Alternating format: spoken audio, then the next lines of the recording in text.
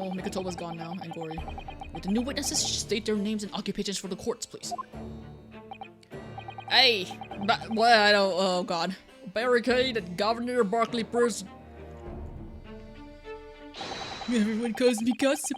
I sell jaunty little tidbits to passerbys. Your other persona, if you don't mind. I forgot he was gossip.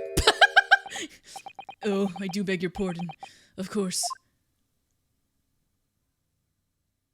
Why did it have to fade? My name is Daily Vigil. I used to be the chief warder at Barkley Prison. The reason you've been summoned here to court today is to testify about the jailbreak of the so-called professor 10 years ago. Lord, the professor! We've already been through all this afore, a decade ago. And the conclusion was that there wasn't anything untoward happened. A convict escaped from your prison, Governor. Hardly what you'd call nothing untoward. Well. The convicted's death certificate was somehow falsified after he was allegedly executed, and he escaped the prison inside his own coffin. A plan of that complexity could never have been carried out without the help of somebody of influence inside the prison. Governor Caden, don't imagine that the passage of time will afford you any protection. Oh, Caden, you're a bad one. If it turns out that you were involved in the plot to break Mr. Asogi out of your prison, then of course, the consequences will be very serious. In all likelihood, a capital punishment. Get! Hold on there, laddie. All I did was... Witness, Governor Caden. Hey, sir! You have a critical role to play in the public safety of our country. A great responsibility to shoulder. The significance of your testimony in court cannot be understated. Therefore, think carefully before you speak. And Prosecutor Sogi, if you threaten to witness again, you will be held in contempt of court. My apologies, my lord. There's no disputing the fact that an intricate jailbreak plot was enacted 10 years ago.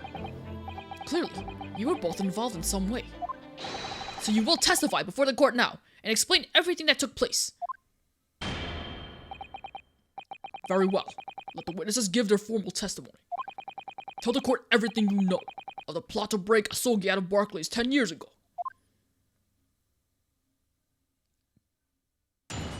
Man. It was the day that Japanese Jack was found guilty. The directive came from the prosecutor's office. I signed a convict to the chief warder Vigilia and put the plan into action behind the scenes. He was responsible for Asogi right up until the night of his execution, but I knew nothing of any plot. I didn't care if there's some negotiation between the convict and the prosecutor's office. All I did was carry out my duty for Her Majesty's great British Empire. Sure. A directive from the prosecutor's office? Are you saying that was the jailbreak plot? Hey, that's right. Who sent it? Who authorized that plan?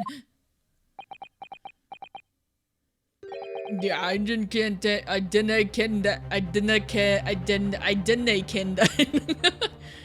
Is that I don't know that? You're saying you don't know? I guess that is what he said. Listen, there wasn't a thing about the professor case that was unusual in some way. I didn't ask any questions. I just did what I was told to do. More than that, I couldn't tell you.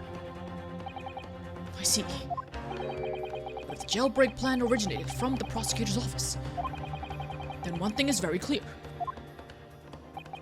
As suspected, there were clandestine dealings going on between Mr. Asogi and that office.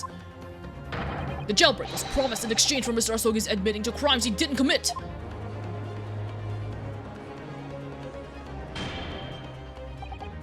That, counsel, is nothing more than speculation on your part. So, let me ask the defense. Yes, my lord? I fail to see how these witnesses have any more pertinent information here. Do you intend to assert your right to a cross-examination? Yes. Why do you even have to ask? Absolutely. I have no intention of squandering a single opportunity, my lord. It seems like Japanese are fiercely tenacious. You wish your British lawyers and stuff were like this. Very well. Proceed, counsel. Or you wish, I don't know. Maybe you shouldn't be such a dick. Okay, what can we glean from all this? I just press everything, I guess. And you say you don't know who actually issued the directive, whatever. Hey, that's right. All I can be sure of is that it was official. But if it was from the prosecutor's office, that narrows down who could have issued it straight away. It wasn't me. I can't even say with certainty that it did originate from the prosecutor's office. What? There's no telling where it started. There's a fair chance it came from higher up the ladder. Basically, I can't give you any indication of who was behind it. You can't be serious! And yet he said the prosecutor's office, so... All we can say for sure is that the order must have come from somebody in authority, I suppose. The legs of us on the ground, as it were, deny both with idle speculation. We just get the job done. I assigned the convict to the chief warder Vigil and put the plan to action behind the scenes. So, Mr. Vigil, you didn't know anything about it at all? That's right. My only role in the scheme was as a scapegoat. That's right, isn't it, Governor? What a doo-doo head. Some poor beggar had to take the rep for it. Oh god. They led the man to try to commit suicide, dude! What's wrong with you? I guess he had orders, so... Alright then. Who else didn't know about the plan? I've not the first idea, laddie. My part in the whole business was basically just dealing with the aftermath. I wouldn't be surprised if there were other folks in the prison service who had been given similar orders. So you don't know who else was involved? Hey, that's right. All I can tell you is that the night it actually happened, the person at the reins was Dr. Stevens. Dr. Courtney Stevens? Or Dr. Sid as she's known now. Why did they have to get caught up in such a terrible business? Responsible for Asogi right up to the night of his execution, but I knew nothing of any plot. Did you not notice anything unusual happening in the lead up to that night? Oh, everything was unusual. Exception after exception. After all, it was the professor. The man had terrorized the country as never before with his crimes. In order to hide his identity, he was forced to wear an iron mask over his head. Hideous treatment. I felt it was surprisingly docile for someone who'd taken the lives of 5 of the country's nobles. Yeah, it's almost like he didn't do it. Being the chief warder, I was the only person permitted to approach his cell even, whatever. I can still hardly believe that I was duped by my own country. I believe you jumped from the window of the governor's office when the jailbreak was blamed on you, didn't you? Losh, Vigil, I cannot apologize enough. It's 10 years too late. No, Governor, I don't believe you can. It won't change what's happened. Yeah, how's that gonna help him? He's been What else can you tell us about the situation, Governor Caden? Does my eye hurt? You've already acknowledged the orders came from the prosecutor's office to arrange for the man's escape. There must have been some sort of negotiation. It's the only explanation. Aye, well, be that as it may, I didn't know nothing but that. In witness stand, there's no place for telling what you don't know for sure. That much I do. And in that much, whatever, then I presume you also know this. Not telling what you do know is a criminal offense. So you were just following orders, is that it? I'm afraid that won't absolve you of guilt here. The man was still killed illegally, even if he was a condemned criminal. You may very well be complicit in murder, Governor. So that's what it is to be, is it? Even with the threat of conviction, you won't break your silence.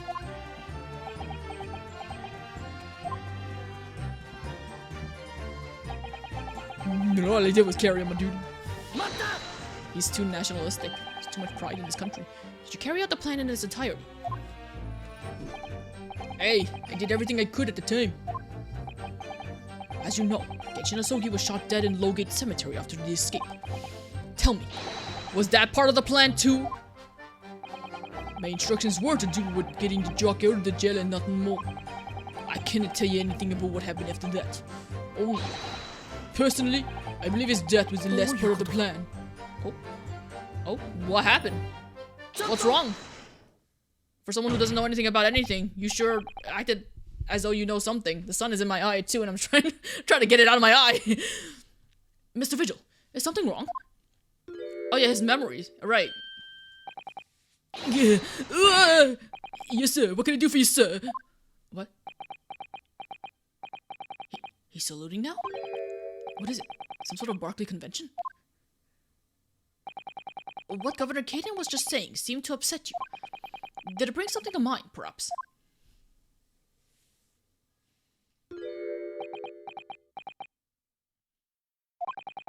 The last 10 years have completely blotted out the memory of that time from my mind. I was betrayed by my superiors in the name of my country.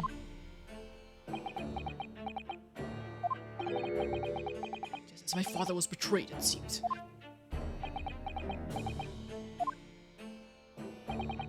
But you see, thinking back now, I really can't imagine that the shooting of Mr. Ryunosuke in the cemetery was ever part of the plan. What makes you think that? Well, it just doesn't make sense, does it? To make the man admit to crimes he didn't commit with the promise of a jailbreak, only to kill him in the end. That's treachery of the worst kind. But the point is, the intention was always to betray him.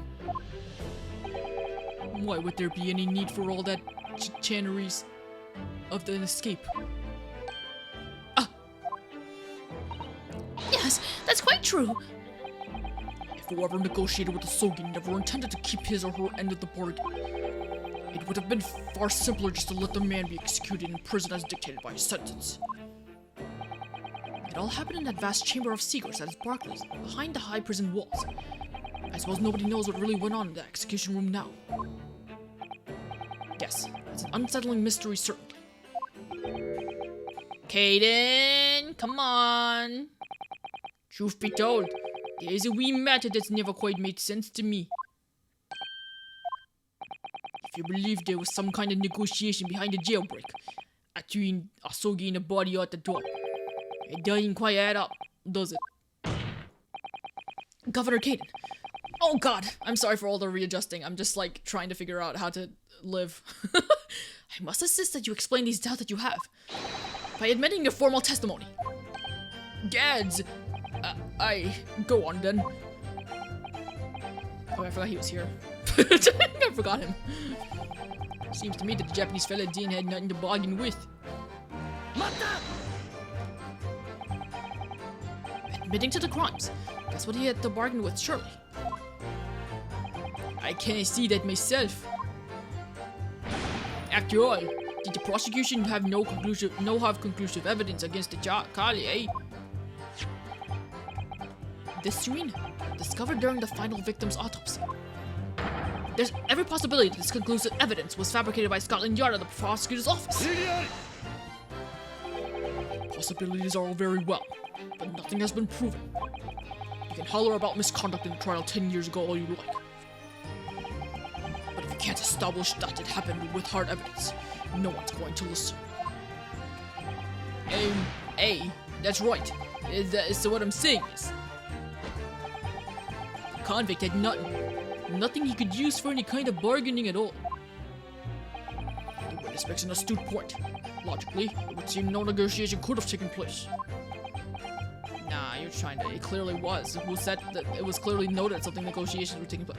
And yet the plan to break the man out of the prison was definitely put into practice. He must have been armed with something that gave him an angle to negotiate. So Asogi-san agreed to confess to the crimes because he was assured he'd be broken out of prison later. I really don't think that Kazuma-sama's father would have engaged in such negotiations. Did perhaps something compelled him to agree? What a terrible thing. Using the law to legitimize such underhand dealings with a desperate man, only to double-cross him in the end. It's quite the opposite of justice. I can't help feeling there's something about this apparent negotiation that doesn't quite add up. Something doesn't quite add up, Mr. Naruhodo? No, it doesn't. But I can't quite put my finger on what that is yet. Well, in that case, we must keep digging until we identify the problem. At some point I have to present the Asogi papers. At some point. Is this the point? Did that Asogi paper say something about bargaining?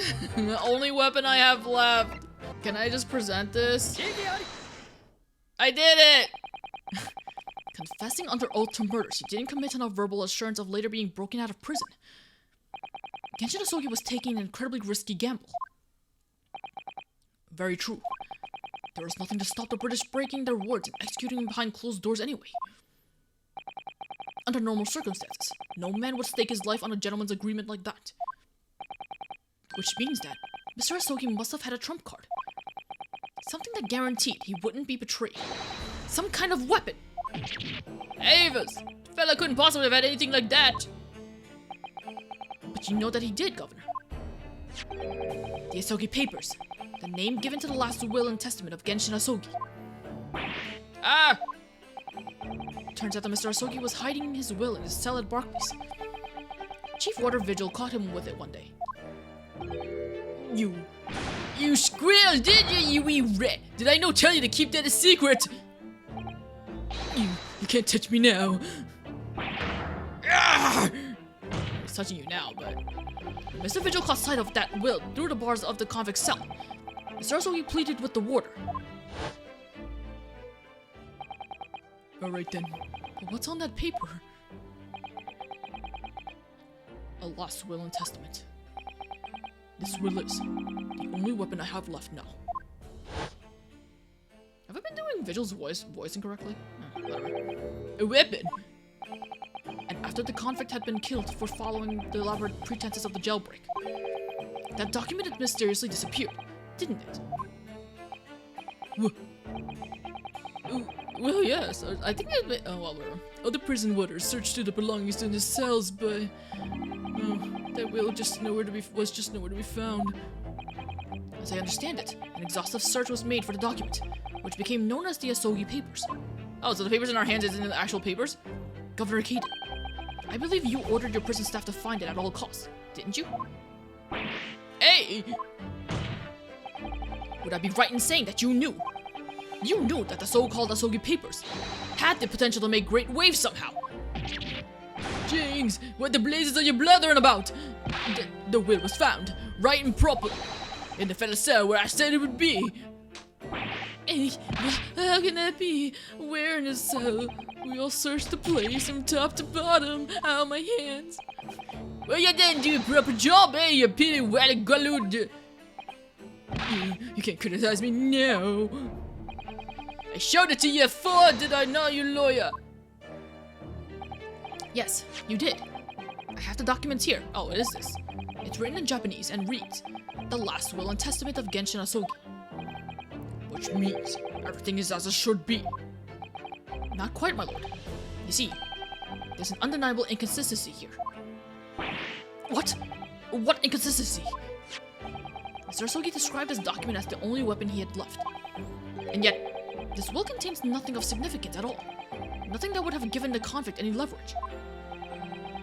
Are you suggesting, my lord friend, the last will and testament stored at Barclays prison all these years is actually a fake? Or incomplete? Like, is there missing papers? Missing pages? As has clearly been demonstrated already, what went on at Barclays prison was far from above board.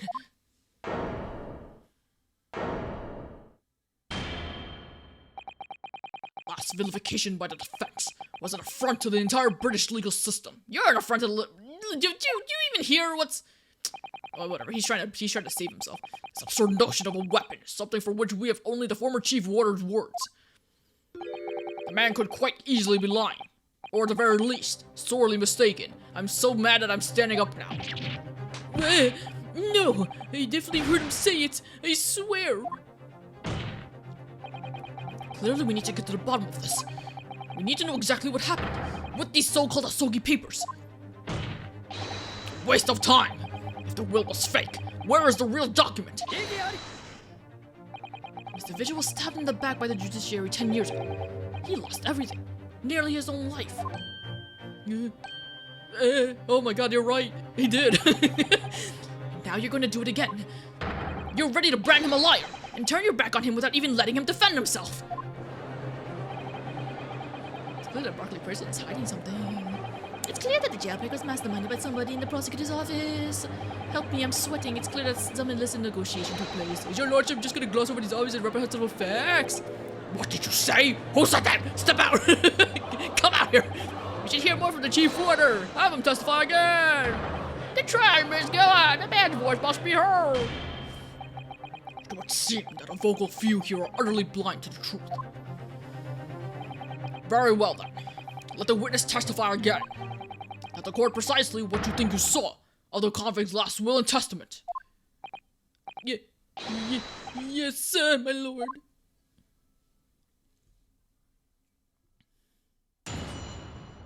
I miss Sholmes.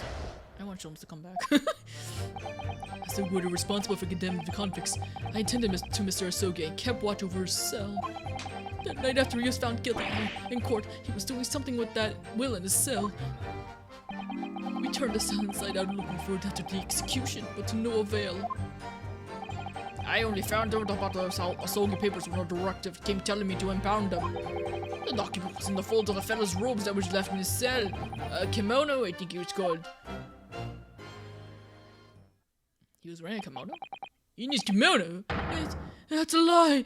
Ah, wow! We searched every inch of that man's cell. We looked through all of his clothes. It can't be true. Oh, someone planted it there then. Ah, well, you know, that's why when you calling me a liar that once, then you wee waff finger. Just nothing you could do about it now. You don't have any hold over me anymore. I didn't know you'd like to take on my cravat, of course. Is that what you're gonna do, is it? Huh? Are you gonna pull on me, your cravat again? Huh? Are you gonna give me a good shake again? Huh? Or are you just scared? Huh? Huh? Shake me! Yeah! Man, that's a weird kink. Little and large.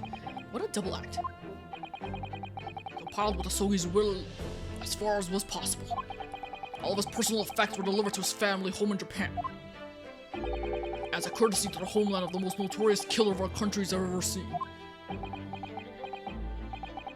And we were much obliged. I can confirm that all my father's belongings arrived safely. Hey! I cannot deny the handwriting is that of your old man, eh? Yes, there's no mistaking that it's my father's brushwork. Really? This last will and testament was the man's last weapon, was it? I think we could safely assume that the conflict was merely prattling, knowing that his end was nigh.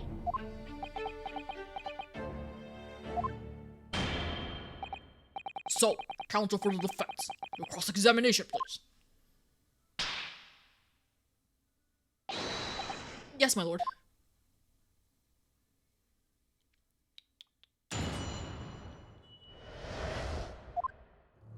Alright, so... now what?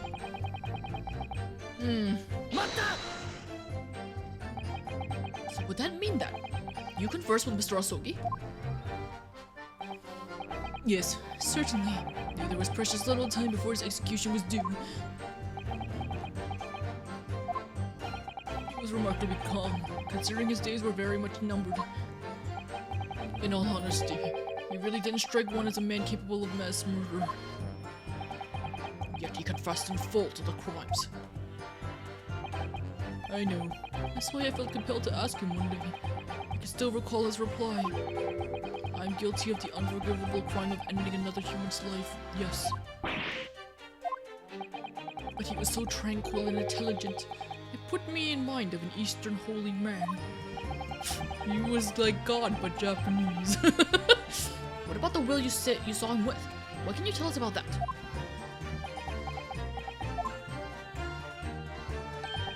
It was the beginning of all the drama. I remember it very well. The night after he was found guilty in the court, he was doing something with that will in his cell. Oh my god, my eye hurts so badly. What's going on? He pleaded with you not to report him, did he? Yes, that's right. And like that bum boy, yeah, tell me, blame breach trust that was. I could see that man had a noble spirit. I found myself wanting to treat him accordingly. But according to what you told us 2 days ago, the convict had been strictly forbidden from having any writing materials whatsoever. Yeah, you're quite right. So what exactly was this will penned? That was before the man was remanded in Berkeley, obviously. Yes, the prosecutor's office under supervision of the relevant authorities. I personally instructed Asogi to make a will for the benefit of his family and his homeland. In that case, why was it found in his cell? What do you mean by that? Well, if it was penned at the prosecutor's office, you would have expected that it would remain there for safekeeping, surely. Shit, dog. It's curious. There doesn't seem to be any obvious explanation for why it was subsequently found in the convict's cell. Oh, well... The defense makes an astute point. Well, Governor? A prison governor can't be expected to get in the inner workings of a prosecutor's office. In that case, Lord Strongheart, perhaps you could shed some light on the matter. I'm unable to offer an explanation here and now. Eh? Here and now? I would have to consult with the notary responsible for the will at the time. Boo! The fact that my father's will was discovered in the cell is clearly inconsistent with what was expected. I want to know why. Another inexplicable mystery then. Well, the thing is about that will. We turned the cell inside out looking for it after the execution. I got to know. It was the governor who ordered the search for the will, as I understand it. Is that right? Yes. And when I reported back to him, we couldn't find it. He grabbed me by the karata and yelled, "I cannot have disappeared completely in my face." Oh, shake me, Daddy. Hey, well, it's due to the governor to keep everyone working as hard as they should, and I think the governor needs a wee taste of his own medicine, Mr. Naruhodo. The point is, it was clearly considered a very important document, wasn't it? But it proved impossible to find. That's right. It's because he ate it. And before I knew it, it was in the morning paper. That blood-curdling article. The executed mass murderer who risen from the dead. Oh! You mean... The article based on Mr. Druppa's experience in Lowgate Cemetery. Yes, that was it. The day after I'd read that news, I was summoned to the governor's office. And that's when the awful accusation was made. That you aided Genshin Asogi to escape from prison, resulting in your immediate dismissal. I'm afraid I really don't remember anything after that. It's okay, we don't need to know. As the governor of the prison, I had no choice. I couldn't have done anything else. And that directive came from the same source as the one instructing you about the jailbreak? Hey, from the top levels of the prosecutor's office. What name was on it again? Wait, what name was on it? I didn't get before and I didn't get now. All I can tell you is that my orders were to do everything in my power to find that document. The directive said it had to be somewhere inside the feather cell. Document? Was that the wording? Document? Not will? Hey, that's what it said. Oh, it wasn't his will then. It was like some sort of like evidence. Am I clutching at straws here? I just wonder if it was really Genshin Asogi's last will and testament that the sender of that directive was after. Continue with your testimony then, witness. Documents in the fold of the fellow's robes that was left in the cell. Kimono, I think it's called. In Mr. Asogi's kimono. Hey, the one he brought with him when he was locked up. Yes, he was permitted to have his personal effects with him during his incarceration, I understand.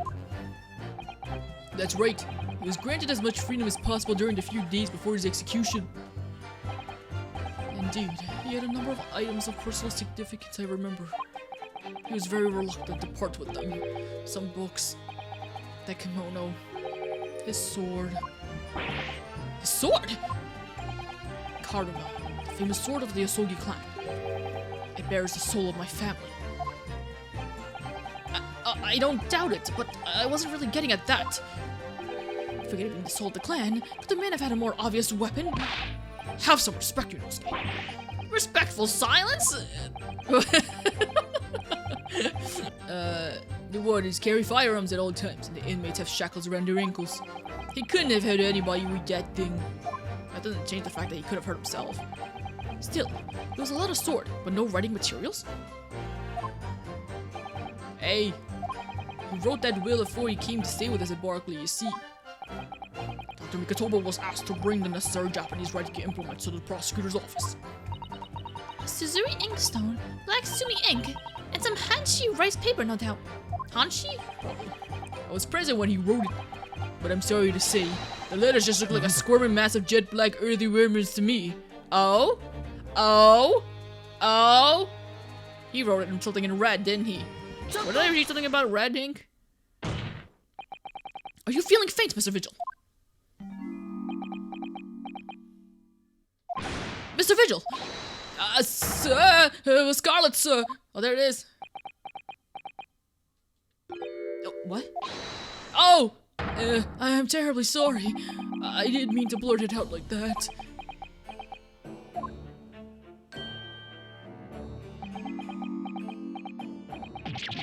Less swaying and more explaining would be helpful. Is there something about the testimony we just heard? Have you recalled something of importance?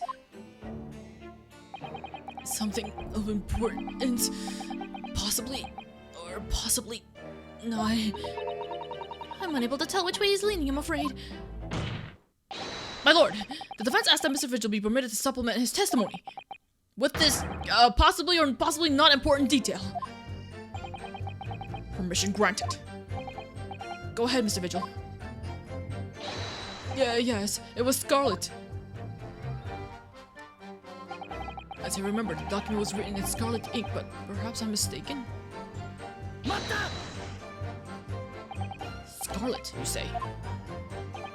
Well, yes. I mean, I only caught sight of it for a brief moment, of course. But even by the dim light in the cell, I remember thinking that it was an unusual color. At the very least, I'm quite sure it wasn't black. Witness! Is that really what you saw? Yes, sir. Hold up. He was writing something in red, but what the autopsy report read says something about his recent scarlet ink stains visible on the little and ring finger of the right hand. Was this? It can't be, right? They didn't autopsy Genshin's body, right? No, that can't be it. I was like, they're looking at Genshin's body instead, but that can't be it. Is something wrong, Lord Strongheart?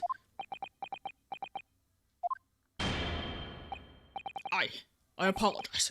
Continue. What do you make of that, Mr. Naruhodo? For Lord Strongheart to be so visibly shaken in that way. Oh, dear Hava. You can plainly see the writing here. It is as black as the all hell's waistcoat. Well, yes, you're right. Mr. Vigil, I'd like to confirm one point with you. Did you actually see the content of the documents that Mr. Ryunosuke was holding that night? Oh, well, no. I mean, there was no time. As soon as he noticed me there, he hid it behind his back.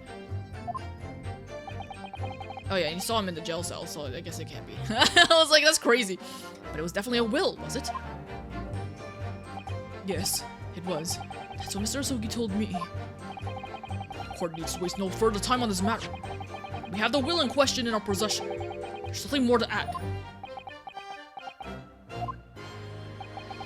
Will written in scarlet ink. What did Mr. Vigil really see Cosmo's father holding, I wonder? If you have an inkling, Mr. Naruhodo, you must present it to the court at once. Do I? The only thing I have is that autopsy report. But how does that doesn't explain what that is. This will really was penned by Kazuma-sama's father. I wonder what he could possibly have meant when he described it as a weapon.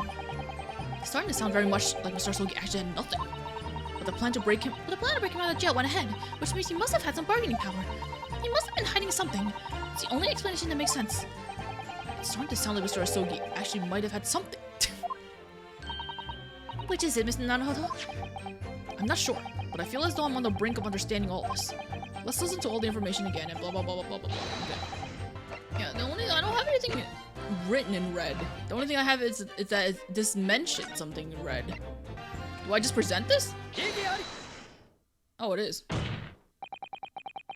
Scarlet colored writing is what you said you thought you saw, Mr. Vigil. I believe that's exactly what you did see. What? Hey, again! You have no evidence to say that!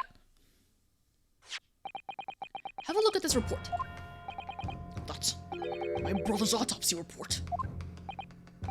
Yes, and there's something in here that's bothered me since I first read it. It states that the scarlet-colored ink stains were noted on the fingers of the victim's right hand. Yes, so it does. Scarlet ink? Now, I'm not familiar with the habits of the British aristocracy, I freely admit. But I would hazard a guess that they don't go all around with ink stains on their fingertips, do they? Your wit is not appreciated. My brother was a well-bred and fastidious man. Should ink have sullied his fingertips, he would have cleaned them immediately. Oh, calm down. What is your point, counsel? My point is this. Whatever Lord Clint Van Zieks was writing in that unusually colored ink, it must have been directly before his death. Oh, so Clint wrote something, and then Asogi got his hands on it. And he wasn't writing anything of it. He was writing his will, but the will is separate from the documents that he had. So Clint had the documents that was going to... Okay, I understand now. The whole body switching thing didn't really make any sense. I was trying to figure out, how does this tie? Because he died before he had the opportunity to clean his hands. What? I remember something troubled me at the time. At the scene, the lid of my brother's inkwell was open. Why was he even writing in red? But Clint was punctilious about such things. It seemed unusual. And no documents penned in that color of ink was ever no document penned in the color of the ink that was in the inkwell was ever found. So the document had disappeared. Are you suggesting that the document my father had in his hands that night in his cell was the same document that Lord Clint Van Zieks was writing moments before his death? Then it was... If Mr. Vigil's testimony is to be believed, it can only mean that, yes. Mr. Vigil! Sir! When you spotted Mr. Asogi with the documents in his hand, his precise words were as follows, were they not? Alright then, but what's on that paper? A last will and testament. This will is the only weapon I have left now. Oh, it's Clint's will. I see. A last will and testament. If the conversation really did go as Mr. Vigil says, then what we now know completely changes the meaning of what Mr. Asogi said. You really think Mr. Vigil did indeed see the convict with the will, but it wasn't that of Genshin Asogi's. It was the last will and testament of Lord Clint Van Zieks. No. What?